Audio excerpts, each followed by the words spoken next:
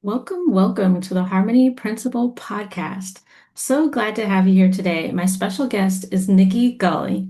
She's a nutritionist, a health coach, and dynamic speaker who helps ambitious women, entrepreneurs, reclaim their energy and confidence by transforming their digestion. She's known for blending science, humor, and a touch of shock value. Nikki takes people from exhausted, foggy, and frustrated with their digestion to energized, confident, and moving smoothly in both business and life. After overcoming her own 27-year battle with constipation, Nikki is passionate about helping others break free from the silent energy killers, holding them back so they can thrive personally and professionally. Welcome to the show, Nikki. Thank you Thank for you. joining us Thank you for today. having me. Excited to be here. Awesome, awesome. Well, I am just so excited for this talk because I know how important it is and how often it gets misunderstood, misrepresented, and just kind of skipped over. Like it's a normal thing that we should be doing every day, but we don't think about it. So we're going to talk about your gut and gut health and all that lovely, lovely stuff. So I'd love to know, how did you get into this? Ooh, well, you touched on it a second in my intro, but I was miserable for a long time. When I was a kid, I was sick all the time. Every season I was sick. Anytime anyone would get something, I was sick. And I used to joke that someone could sneeze across an auditorium and I'd get sick. And I was bloated. I was uncomfortable. And all the while, I was pooping like once a week. But nobody knew to ask. Nobody knew. Like you would go to the doctor and they ask a question like, "Are you regular?" Yeah, sure. I regularly go once a week. Like that's my regular, right? I don't know what's normal. Um, I was uncomfortable. It was a challenge to bend over to tie my shoes because I was so bloated. I couldn't do the quote unquote girl push-ups my because my knees hurt so bad that I was actually experiencing arthritis symptoms and I was in middle school. And nobody knew, right? Nobody knew the conversation, what was actually happening. I found out years later after getting a nutrition degree, after working many years in the supplement industry to try to figure out my immune system, because I thought that was the problem, when it was actually my gut all the time. And I was eating something that I was actually allergic to pretty much every day or not every meal. And I was miserable. So I kind of figured out, peeled back all the layers, and now I use that knowledge with my degree and everything else to help my clients to feel amazing. So really talking about gut health and talking about how poop is important. Like it is, it's important. I mean, you don't have to be gross and icky and like touch it, but just notice what's actually happening. The smell, the texture, like all of that is your body communicating with you. And so, like, I'm here talking on a grand stage about the importance of paying attention to what your body's communicating to you. And the easiest way is what's coming out. It's supposed to be daily, but sometimes that's not really the case. But we'll get into that, I'm sure. So let's talk poop. Yeah, yeah, definitely. I think I put that in some of the shares I did for this talk. Like, we're going to be talking about poop. I put a little emoji. I love that Yep, I guy. have I them right love here. that. Yes, he's the best.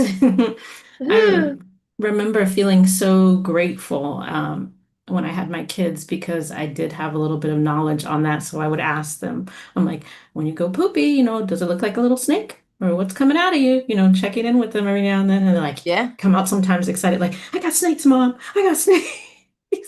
Yes. Yes. Yeah, because most of the time it's not a conversation. Ever since kind of the Victorian era when we invented flush toilets and a closet that we could go to the bathroom in, it became so taboo that people don't talk about it ever. That it that it's just a hidden thing, right? That nobody poops or whatever. But you know what? Everyone poops, and I have a book that is called that. That's my favorite childhood book. Everyone poops. Everyone eats, so everyone poops. Like, but not everybody poops well or knows ideally what is a good poop. But yeah, the snake, you kind of went there and that's perfect. Yeah, if it looks like a snake, or Dr. Oz many years ago coined the S-shaped poo because there's only really one type of poo that can make an S shape, and that's similar to a snake, right? That's that same kind of thing. And if you're anywhere off of that, there's something your body's communicating with you.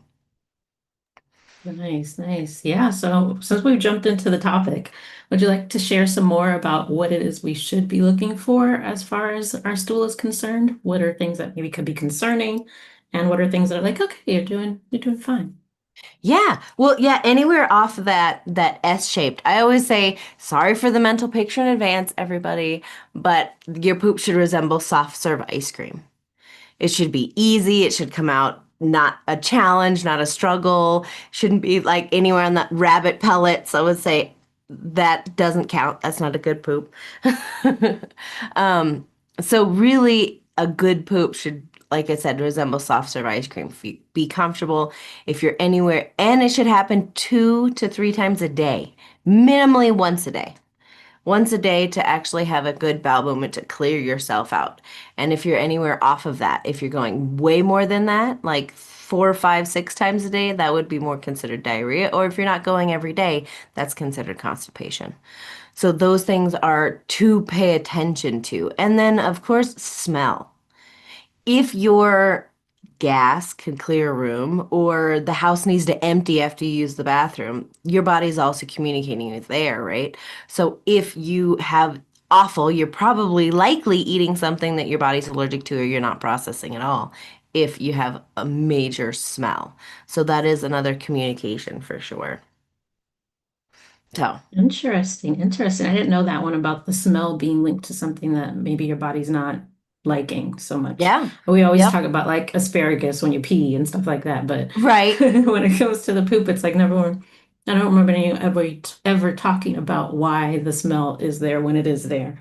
But Yeah. Typically, if you have someone that passes gas and there is a digestion problem, right? If they, it's their bodies is screaming for help when you have that smell that like, oh my God, everyone's like, who was that? Like, open the windows. Ah! That person, their body is going, hey, help me. But most of the time we don't think about it. We just kind of laugh and open the windows and move on. Right. my. Yeah, help me, help me, help me, please. Yes, yes, yes. Yes, and SBD, I, silent but deadly. Those used to be my farts when I was a kid. oh my. Oh my. So yeah, you mentioned that a lot of your problems were stemming from something that you were eating that you were allergic to. So how did you find out what that was and that was what was leading to the issues? Yeah. Well, a major journey, right? And so first I was in a supplement store and then I got my nutrition degree. Even through my nutrition degree, I was still struggling. My immune system had gotten better because I had found some like easy buttons, quote unquote cheats through the supplement industry and then learning about nutrition. And I have a nutrition dietetics degree. So I got the most sciencey based of all the nutrition degrees because I'm a nerd. I was going to become a doctor originally, and then I kind of switched paths because I didn't feel that that was necessarily the path I wanted to go down in the end. So I switched it up and changed to nutrition, but I wanted the hardest nutrition degree that I could get, and so that was dietetics. So that's the degree I have. And I mean I graduated at the top of my class. So I'm not someone that just like skated by. Like I was really going for something, really trying to find something out. I finished with my degree, still was having issues. It wasn't until I kind of took my matters in my own hands, started researching more, actually got a food test. Dr. Diadamo has the Eat Right for Your blood type. I actually had a test with not it wasn't a hospital, it was a kind of an alternative clinic, and they were doing the phenotype test. So Dr. Diadamo has a different book. So it's the Eat Right for Your blood type. So that's the genotype, but there's also phenotype, like how your body shows up. And I learned a few things about. And the practitioner said, hey, well, like based on all of these things so far, she's like, there is a very high likelihood that you have a dairy allergy. And I was like, no, I can't give up my Greek yogurt or my cottage cheese before bed or some of these things that were staples in my diet. So it took me a little bit to wrap my head around it. But based on everything else that I had learned, like I learned that I was a super taster. That's something that like only a small portion of the population is. Um, but I was like, okay, after I wrapped my head around, I was like, okay, let me try it. Like, so I eliminated dairy from my diet in all forms, in all. Thank God I had a nutrition degree. At the time, it was a little bit harder because you have to read every ingredient in every label because they hide dairy in like 25 different names. Um, and I did, and it was about the 10th day, it was like the heavens opened up. Was like, oh my God, I felt so much better. My belly did, I was like, I was digesting, things were moving faster. I was pooping. Like, I started to poop like every day. Was like, I had no idea what this, I'm like, my energy level increased. It was just like I said, a black cloud just moved and the heavens opened up, and I was like, wow, this is what life could feel like. Like, oh my God. So that was huge. And then I was kind of on and off because I was like, well, maybe it wasn't so bad. Like, so I would try dairy in certain things like cheesecake. It was like my nemesis or like my favorite dessert and trying to do stuff like that. And then I would be miserable. And the thing that I educate my clients about since then is that it wasn't immediate. Most people are like, "Oh, you have a dairy," like, "Oh, you have lactose intolerance." I'm like, "Nope." Lactose intolerance is your body's inability to break down the sugars in milk. And typically lactose intolerance is it runs through you. Like you eat it, then you're like, "Ooh, I have bubble guts," and then I have diarrhea within a day or something like that. On the other side, when you have a dairy allergy, and the dairy specifically was the protein in milk. So the casein is the worst, and the whey was the second. So casein is typically the biggest one that I had an allergy to, and a lot of people actually do. But the reaction was like 2 days later. So it wasn't like immediate, like ate something, had the reaction, so I knew exactly what caused it, right? So I would eat something, nothing would happen. The next day I'd feel a little bloated. The next day, the next 2 days, I wouldn't go to the bathroom. It was like, huh. It was very different than most people would expect. Like, oh, okay, you can't eat it because it. I'm like, nope, that's not it at all. It is completely different than what you expect. So, yeah. So it was a number of years that I would kind of stayed away from it, only eat it when I was like, I would go to someone's house and they would fix dinner and it has stuff in it. And I'm like, I'll just eat it because I don't want to be that person. But after a while, kind of trained everyone. And then, believe it or not, through knowledge and through kind of healing my gut and staying away from it for the most part, I have completely healed that allergy. Like I can eat dairy now and not have any issues, which is awesome. So that's kind of one of the things that I educate and teach clients is like if you have an allergy, it is not the end all be all. Like that's it. It's not like you have to avoid it for the rest of your life. If you work on healing your gut and doing certain things to kind of bring balance and harmony back into your digestive system, then you can eventually go back to it if it makes sense within moderation, right? Yeah, yeah. I love that. A little bit of hope for the dairy lovers out there that are struggling. I just want to Yeah. go ahead and acknowledge everyone that's watching. Thank you for tuning in with us live and joining us in the chat. We've got Smurfette747 in here, and she's got a few questions for us. Awesome. She said that dairy is one of the hardest things to give up for her, harder than gluten. She was Definitely. wondering if we could talk about GLP-1 shots. I don't know if that's in your tool house, but if it is, I'd love to hear what you have to say about that. Yeah. Oh my God, it is so popular right now. So popular, right? I was even talking to a client yesterday and she's like, the GLP-1 is actually made it to the questionnaire in the ER. She was like, I went to the ER a couple times and she's like, and then one of the questions is like, are you taking or have you taken a GLP-1? Are you interested in talking to the doctor about a GLP-1? So the GLP-1s it is a hormone that your body says that you're full. So there's some benefits to it, right? If you're already full, you're not going to eat. They say that kind of cancels out the food noise, so you're less hungry, that kind of thing.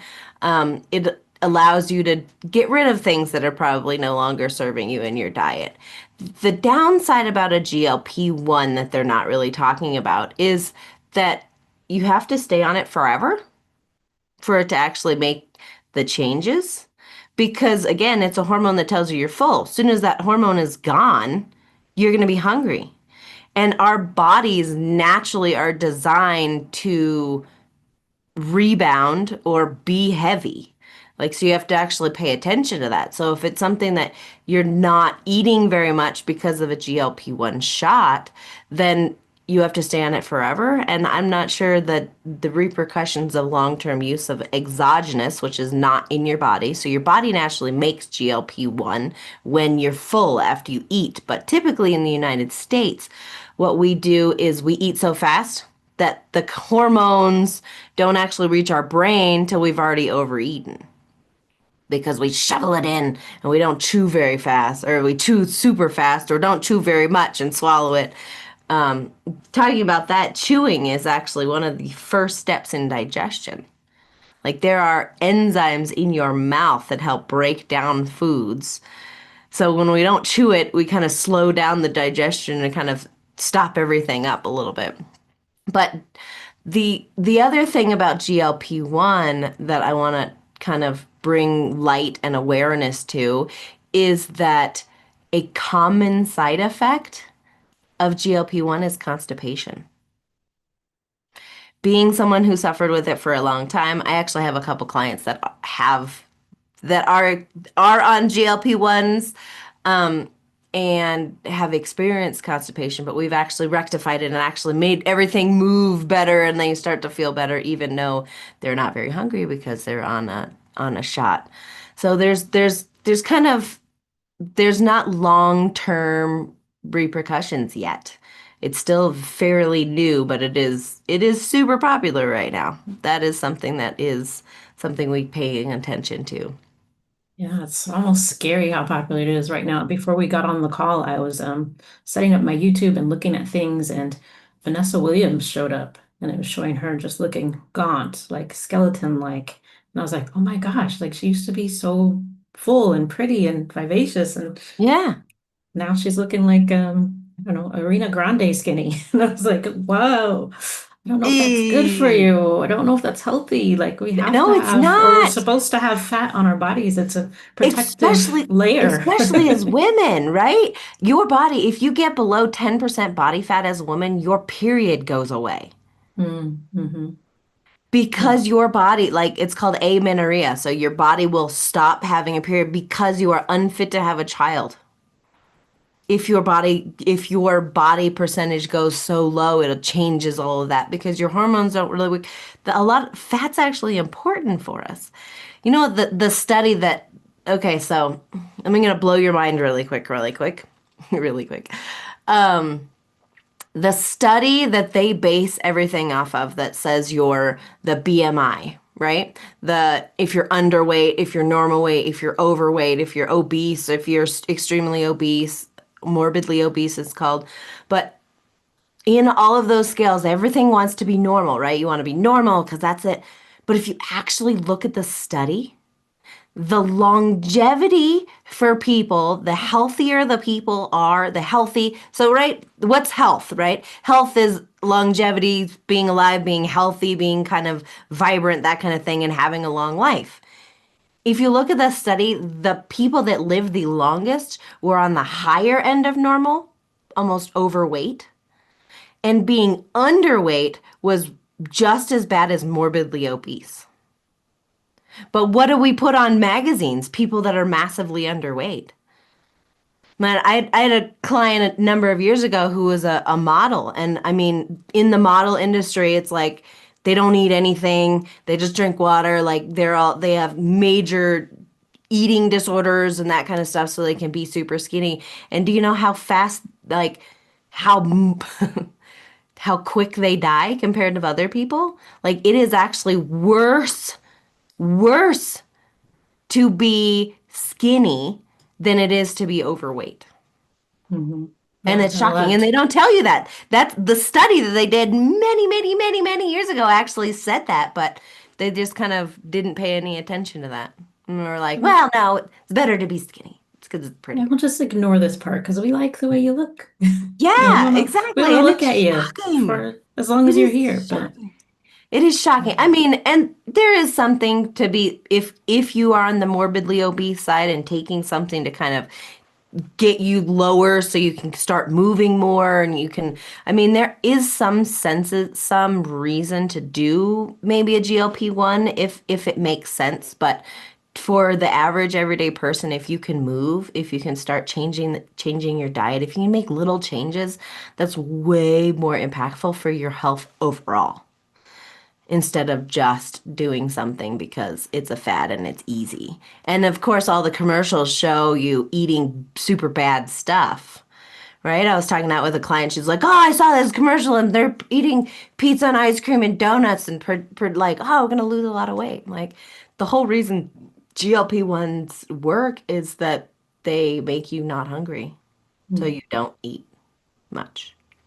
Yeah, I saw a study that came out. Well, not a study. I don't remember what it was. Something right after the big GLP-1, the fad that everybody was like, "Oh, let's do this," kind of first sparked off, where they were talking about how the manufacturers are already working on how to override it, how to put some other chemicals into their products so that they can override that sensation. I'm like, we're just in trouble. Like we already have obesogenics and things like that in our food. So like what are they going to add now? Like, and it's funny because my husband found this AI channel like on Instagram or something that always makes all these like really gruesome images of like fillet of fish and telling you like what's in it and everything, and it just looks really really nasty. Like the video tries to like gross you out, but the Okay. thing that they're doing that I pointed out to him is the actual fillet of fish like sandwich or the Cheerios. I think he had a Cheerios one in the video looks good. Like it actually looks good, like it looks fresh and fried and it looks appealing. But they like doing all this other stuff around it, like talking about the oils and the blah blah blah. And I'm like, it's almost like reverse psychology. Like they're telling me not to eat it, but they're making it look so good. I want to eat it. Like I wasn't thinking about a fillet of fish till you sent me this video. Yeah. So, I wasn't thinking about Cheerios until you sent me this video, these nice shiny little Cheerios and things. So that imagery that we get on a daily basis really does kind of affect how we're doing things. So watching these people be all skinny and eating pizza and ice cream, it's like, who doesn't want that? Of course, everyone wants to eat bad and have all the benefits of being skinny. But the reality of life, just like the keto diet got really popular for a while because it was like, oh, you can eat nothing but the bad foods. Well, bad. I mean, most people demonize carbohydrates. So keto is like bacon and ham and all of these things. And there's still people that are doing it. So, but be prepared. What happens is you're eating all this processed, like highly processed meats and not getting many fruits and vegetables. It can cause digestion issues for sure. That is a very common thing. And then even there was something called the keto flu. That means you actually get flu-like symptoms because your body is processing or not processing grains and carbohydrates and things like that. And how it works with your brain when you're in ketosis is that your brain will run on ketones, but your body will run on ketones. But the preferred food choice for your body is glucose, which is carbohydrates. And when Hmm. your body's running on ketones, it typically means you're starving. So when you're starving, your brain's going to work that much better because you need to find that next meal or you're going to die. Your tribe is going to die. And so it makes your brain work really good. And it's like, oh my God, I feel great. So some people that are on keto are like, wow, like my brain is so much more there. And so that's why it's our bodies. But on the antithesis of that is that we are supposed to go through feast and famine. And so instead of my recommendation of going heavy into like fad diets like that would be to actually use fasting. If you want to lose weight, if you want to keep your body in check, is go through like a true fast. You can do 3 days of a water fast without having needing to get a doctor involvement. Like And just, I mean, that's not eating. Like that takes more mental willpower than a GLP shot that tells you not to eat. But it does a lot more for your body because you're actually choosing consciously not to put anything in your body. So your body actually can go in and clean up some of the stuff, maybe move some things through. And fasting is actually really beneficial. Because if you look back on humans as we evolved, feast and famine was a normal thing. And your brain will work better, kind of like if you were doing the ketosis. Mm. Yeah, there's so many things that you've talked about already that I want to like go back and talk more about. We could be here all day. But before we get off of GLP-1s, the other question was you mentioned working with your clients and dealing with the constipation. Are there a few tips that maybe you could give to someone that's listening if they're having similar situation that they can Yeah, maybe yeah, try out? yeah. If you are on a GLP-1 and you are feeling constipated, one of the best things that you can focus on is water. Drinking enough water. Constipated in general, even if you don't, if it's GLP run is not related, water is one of the best things you can do for your digestive system. Like I said, I talk about poop, that's important, but you got to have things moving. And if your body's not hydrated properly, it can dramatically affect your digestive system.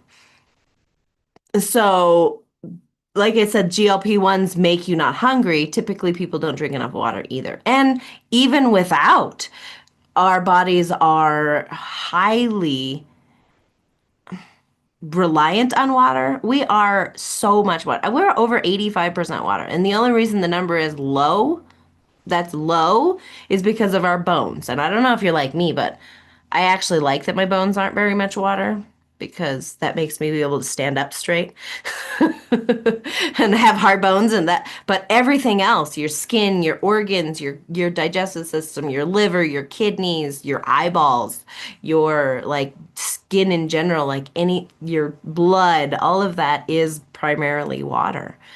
So if you're drinking enough water, it really makes a difference in everything, especially us women, right? Most women pay attention to like the little lines on your face or the smile lines or those kinds of things.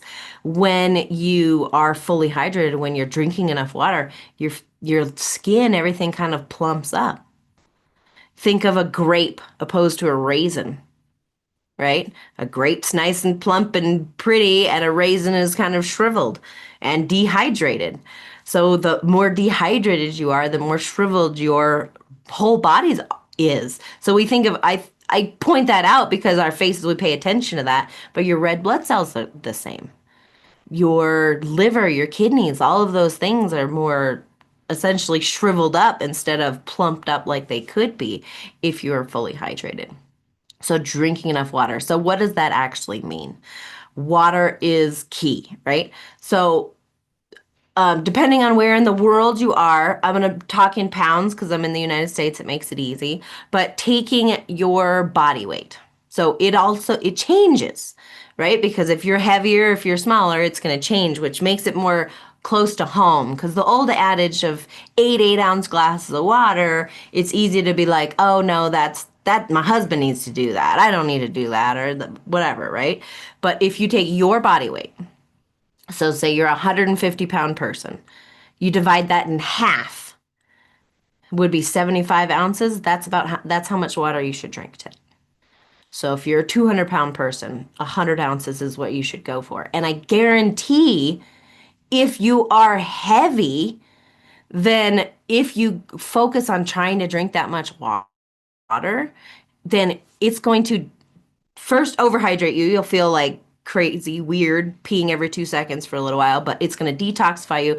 But it's also probably going to have you lose a few pounds because most of the time we misinterpret hunger signals or misinterpret thirst signals as hunger signals. So when our body's actually thirsty, we go eat.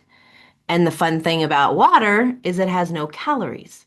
So it'll plump you up. It has all these positive effects for your body, but it has no calories. So therefore, your body's more full on something that has 0 calories naturally. not made to have 0 calories because there's a lot of made 0 calorie stuff out there that I would not recommend anyone to drink, Definitely. to be honest. Definitely, yeah. That's one of the first places that we start, like you said, the chewing earlier that you mentioned, and then drinking water first. So if you think you're hungry, but you're sure you already ate, drink some water first. You're Yeah. not Yeah. starving, so drink water first, wait a bit, and then see if you're Yeah. still And I hungry, mean it's so actually eat. powerful. I had that to a actually she didn't become a client. She just came to a talk of mine and she was talking to friends and it came back to me and she was like, "Oh my God. Oh my God." She's like, "Everyone, I feel like so much better." They were like, "What?" And she's like, I lost 7 pounds." And they're like, "What did you do?" She's like, "Who would have thought water would make such a difference?" And I was It's those sleeper habits that you can change. They're just so Yeah, simple I mean and so that easy, is and they're free for the most part. yeah. So, I mean most of us have water pumped into our we're flushing water down our toilet. We're not drinking it. Like, come on. If you drink mhm. more, it'll help you flush this down the toilet too.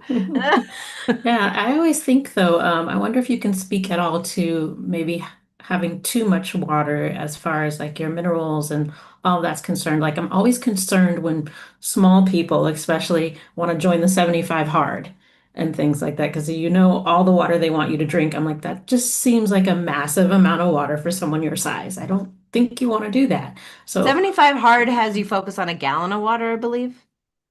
I think so, something like that. Whatever it was way too much for me. I was like, not doing that. Yeah. So that's what I would say. Do your body weight divided in half. And if you're, I mean, if you're across the pond, kilos, you can pretty times 2.2 is going to change it to pounds. So doing that is going to be that's kind of your limit, right? You don't need to do a whole lot more. If you're working out a lot, you can do a lot more. And the 75 hard, they do make you work out a lot. I think that's two workouts a day, am I understanding? Hmm. So you can get you there is hyponatremia, which means you have more water than minerals in your body. Most of the time, unless someone's doing something like a major challenge like that, and it's like, okay, they're trying to do 75 hards, 2 workouts a day, a gallon of water. What else is included in it? Just so we're all on the same page. I'd have to pull it up. I think one workout is actually a workout and the other one's like a walk or something. So I Oh, don't think okay. it's like two hard workouts. Okay. Um, they ditched alcohol, which is great. That's great. Yeah, I'd have to pull up the rest of it, but I don't think I think there's reading involved or something. Like, I think it's a really great idea, a really Yeah. great program, but it's just that water part always, I'm like, I don't know about that. For some people, that we can't just blanket say everybody drink this much water. That just, Yeah, and that's why I would say because the half your body weight in ounces of water is actually a better goal. Because if you're a 100-pound person, a gallon of water, a gallon is 128 ounces. A gallon is way too much for someone that's 100 pounds. But 100 Mhm. pounds, a 50-pound or 50 ounces of water for a 100-pound person is more reasonable. And that's still a lot for a small individual. So I would say that's actually way better than just a blanket like everyone needs to do this. Um, but most of the time, like I said, most people are dehydrated. So it's a good thing for the majority of people. I doubt people when they're doing the 75 hard, I don't know, depending if they actually hit that gallon of water, that can be a challenge. But drinking water is super important. But I would say that number. And if water is not a normal thing for you, instead of being like, okay, I'm going to challenge myself, I'm going to overload myself with water, instead find something that is a challenge but not doable. Like if I have a client that they need to drink 75, 90 ounces of water, I'll set a goal if they have not drank water. I'm like, okay, what's normal for you? They're like, I drink maybe a 16-ounce bottle. I'm like, okay, so 16 ounces going to 90 ounces is not feasible for most people. So instead, go to like 40 ounces. like up it by like double and see how you feel with that. Try to do that for a little bit, that you'll notice a detoxing thing with that amount of water. It'll make a difference for sure. And then kind of increase it. A lot of times I've worked with clients, I've done doing this for many years, and I guarantee I will talk about water with every single one of my clients because it is so foundational. It's so important and so easily overlooked, but making that small change. And now clients will come back to me like, oh my God, I cannot believe, like, I forgot my water bottle at home and I didn't get 40 ounces. And I mean, and they're like, wow, I noticed it. I was like, I had no idea how dehydrated I was before because now I notice if I don't get my 80 ounces, which is, it's amazing how the body like adapts. But the more you give it, the better, the more information and the more help you give it, the better output you're going to get, both in Yeah, digestion and in energy and income. That's one of the big things that I talk about a lot is the more energy you have, the more income capacity you have. So even if you're working for someone else, I mean, you're missing less days of work, you're showing up better, your brain's working better, so you're closer to getting a raise, or if you're an entrepreneur working for yourself, you actually take the time and you're like you pay attention to you, you know what's actually happening. You make the sales calls. You get in your office more. You're not feeling like, "Ugh." Like you do the outbounds, you do those connections, you feel better. You can like your brain works better when people ask you questions and yes, I can raise my hand or like I know the answer. Like your brain works so much better. When your body works better, your brain works better. And when your brain works better, you the earning potential is so much greater. exactly, exactly. And that brings me back to the brain. And you were talking about keto earlier, and I know that when that first came out, everybody was like, eat all the bacon, eat all the cheese. But over time, it seems like some people have realized, okay, maybe we need to eat some other things as well. So, can you speak to the facts of how healthy fats like avocados and nuts and things like that are really good for your brain? Because I don't know about you, what era you were born in. I didn't ask. But I remember when I was younger, the whole low fat thing, and everybody went low fat, and a lot of women are avoiding fat and have been avoiding fat for years. And from what I've learned and seen with my clients, the fat that we eat, healthy fat especially, is really, really good for the brain. And that can help with your mood and, mood things, irritability, focus, all those kind of things. So, 100%. Yes. Fat is good. That fat is bad campaign of the 90s was basically put out by Kellogg's. And we think about why that would have been. Then they demonized the eggs in the morning because they're like, no, you need breakfast cereal. Fat is bad. You need carbohydrates.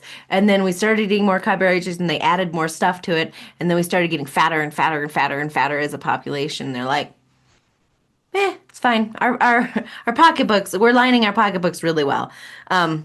So yes, okay, I'm going to answer this in a question. If the biggest organ, one of the biggest organs, one of the most needy organs in your body, your brain, is 99% fat, do you think fat's important? Yes. Yes. Good fats are great for you. Fats are fantastic. The demonizing fats have more calories, so you have to pay attention to that. And if you're getting good fats, that's going to be better than your bad fats, right? But truly, as a nutritionist, I feel like any food, no matter what it is, good, bad, whatever, it can belong in a healthy diet. Like, believe it or not, I have eaten donuts for breakfast. I know, but it's okay. As long as it's not the rule, it's the exception to the rule. Like most of the time I eat good, sometimes we eat bad and we have pie for breakfast. Like that's okay. That I think belongs in diet. That like is a really good thing because it satisfied me, right? It was like we had it. I'm like, "Oh my God, that's all I want." Like that satisfying your brain is better. But going back to the fats. Fats are really beneficial, especially omega 3s. So I talk a lot about omega 3s with my clients because omegas are so beneficial. So omega 3s mainly come from fish. There are some omega-3s in nuts and some seeds, but the best form is fish or an algae. But the algae we really can't eat. That's like a supplement itself. But omega-3s are really important because they're anti-inflammatory, where they're really needed within the heart and the brain and the eyes. Those three are very important for all of us. If anyone has lost sight, you know how important sight is. And your brain working properly. But talking about that from the 90s, if you actually look at the data when they started saying fat is bad and people started to minimize fat and did fat-free things and did most of the time fat-free, when you look at something that says fat-free, think chemicals. I was gonna say something off color, but yes, no. Think fat-free, think chemicals because fat is flavor. And if they take fat out of it, they have to put something else in it to make it taste good, or it's gonna not sell. And that's not the point of making their product. But omega-3s are really, really important. And there's omega-6s we can get in like oils, typically seed oils, frying oils, those kinds of things. Omega-3s are in our bodies. Ideally, we should have a 2-to-1 ratio. So 2 parts omega-3s to 1 part omega-6. So that's 2 parts omega-3 to 1 part omega-6. And in the standard American diet, it is a 1-to-20, the opposite direction. Probably more like 1-to-40 if I'm going to truly be honest. So that's 1 part omega-3 and 20 to 40% omega-6s. So it's important you get good fats. Those are going to be your salmons, like I said, salmon, sardines, anchovies, things like that. The smellier the fish are going to have high omega-3s, and omega-3s are really good for your brain. But I kind of digress. I've got excited. Too many things here. But when you look at the 90s, when they started to demonize fats, the rate of the spectrum children born to those moms skyrocketed because mom's not eating fat, the brain's all fat, so the babies that are born to moms that are not eating any fat are have less fat in their brain, so therefore their brains aren't working as good. So the autism spectrum massively skyrocketed to the 90s, which is interesting. Interesting. Very interesting correlation. That one I hadn't heard yet. Yeah, So yeah. yeah, it definitely did. It makes sense. Because our brains are fat. Our bodies are water and our brains are fat. Isn't that fun? Yep. Um, Another question I'd love to find out from you, because of course you deal with poop, and a lot of times when we hear about poop and gut, we hear about fiber. So, what is your take on fiber? How much do we need? How do we make sure we're getting enough? Is there too much fiber? Where does all that balance out at for you? Ooh, great question. Yes, fiber is great. Overall, I'm going to say fiber is good. I would recommend getting fiber more from your food than through supplementation. But fiber is fantastic if you're hydrated. So I always start with water first, right? If you eat a whole lot of fiber and you're not hydrated, you're just adding cars to a traffic jam. So that's where fiber can get not so fun if you up and eat a ton of fiber. So first hydration, then fiber. And fiber is fantastic because fiber does so many different things. I have a talk that I normally do and I said, my favorite F word. No, it's not fecal. It's fiber. Fiber is super beneficial because it does so many things for our body. So, yes, fiber is great. Ideally, women should get about 28 grams of fiber, no, 25 grams of fiber, and men 38 grams of fiber. And in the standard American diet, a man will get about 38 grams of fiber in a week to 2 weeks. And that's supposed to be a day. So if we focused on that, if men like as a population, if we focus on getting enough fiber, the right amount of fiber, a lot of our health issues would drop off the map. Like it is shocking. Interesting. Yeah. And So can you combine the fibers, two? huh? Can you combine the two, basically getting your fiber and your hydration from eating fruits? Like, does that work for instead of having to drink so much water? Because sometimes people are like, I don't like water, and you still should drink water, but you can get a lot of hydration from food as well, correct? Yeah, vegetables, fruits, definitely. And yeah, they're both going to have water-rich environments, right? And yes. Yes, yes, yes. Fiber is super beneficial, and if you can get it from fruits and vegetables, that's the best. And one of the reasons why I talk about that instead of like supplements, because most of the time supplements and fun companies, right? They're like, there's a lot of fiber in this product, and you actually look at the ingredients, it's inulin. I do not count inulin as fiber, so you know. And inulin is one of the main ingredients in all the fiber-filled things. Like inulin's okay, but it doesn't really count as fiber. It your body can break it down really easily, and it doesn't have the motility effect as real fibers from fruits and vegetables. So instead of going to our product, or psyllium husk is another product that's in a lot of fiber things. That's a more aggressive fiber. It's okay, but if you can get fiber from fruits and vegetables, it's even better. Because like I said, you're getting not only you're getting diversity in the fibers, but you also get vitamins and minerals. And the more vitamins and minerals you get, the better your body's going to work in general. Surprise, surprise, I'm a nutritionist talking about eating more fruits and vegetables, but it's true. There is a major benefit to it in so many different senses. Yeah. Do you have any tips? I know you said something earlier about being able to get over your allergies, and I don't know if it would really count as an allergy. I think it's more of a digestive issue, gut microbiome, whatever. But a lot of people that have switched to keto and find so much happiness there, it's because they have a hard time digesting fruits and vegetables and maybe even beans and things like that. Do you have any tips for them to slowly bring those things back into their diet so that they can get the benefits? Yeah, start with vegetables. What I would say, start with vegetables because they don't have the sugars. So fruits can be demonized because they're higher in sugar. And there's a reason for that, right? The tree itself wants to disperse its seeds, and that's why there's a lot of sugar in fruit. But vegetables are going to be your best because they're not going to have a lot of sugars. It's not going to have a lot of starches, that kind of thing. If you focus on more um, the non-starchy veggies, so your green leafy veggies, sometimes cruciferous, which is going to be your broccoli, cauliflower, cabbage, those types of things that doesn't have a lot of carbohydrates, but it's still got a lot of nutrition in it.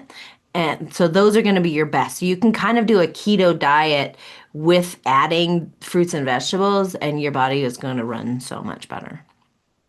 But yeah, stay Yeah. stay away from obviously keto works really well for people that are carb lovers, like the veggie, like because when you completely omit it, your body runs so much better. Nobody's bodies are really big on grains. Like it will not hurt anyone to give up grains.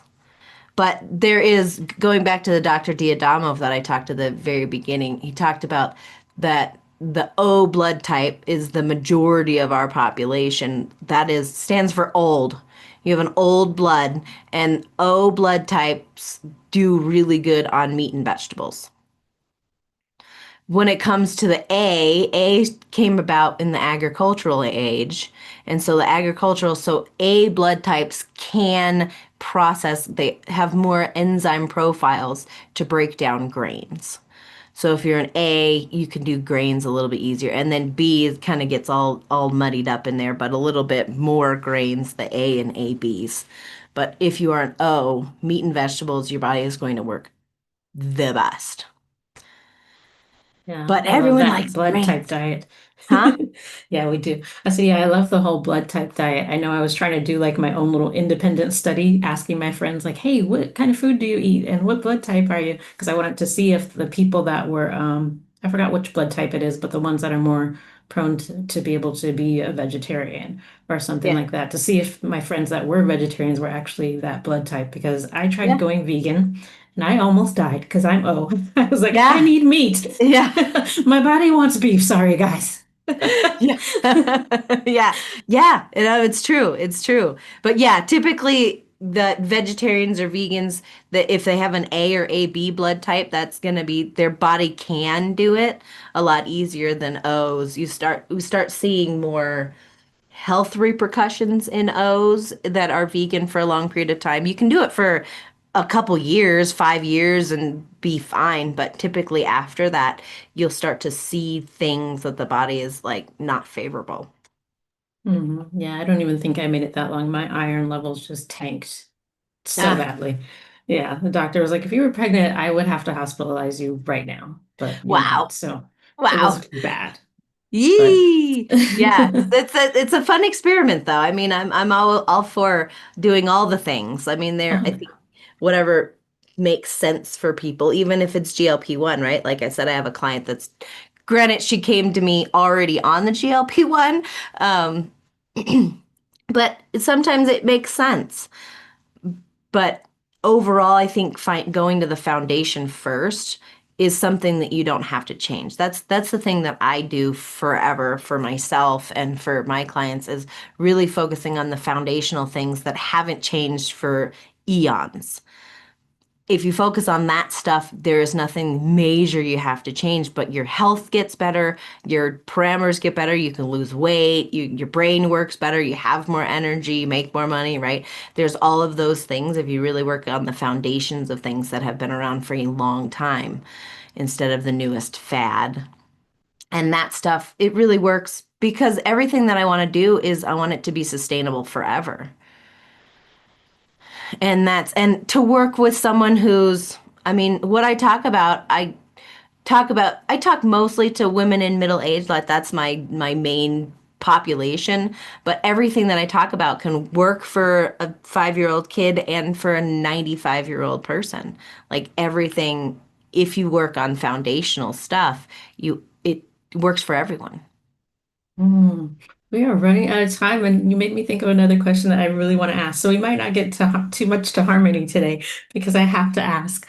Um, as far as working with middle-aged women or those of us that are, past our 20s, the big buzzword right now seems to be perimenopause. Perimenopause, perimenopause. Everybody's in freaking perimenopause.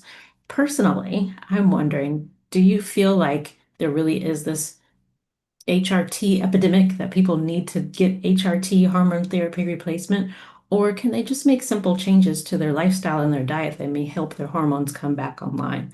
Because I don't think it's all necessarily perimenopause. I had similar symptoms when I was, before I turned 40, and Yeah. I was able to fix those with my health. But now it seems like everybody's like, take HRT, take HRT. And I think you're gonna have to be on that for the rest of your life, if I'm correct, because Yeah. then your Yeah. body doesn't know how to produce it anymore.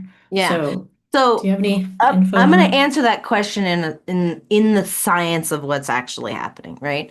So when you're a baby, your your sex hormones, your progesterone, testosterone, estrogen, those things are produced by your adrenal glands.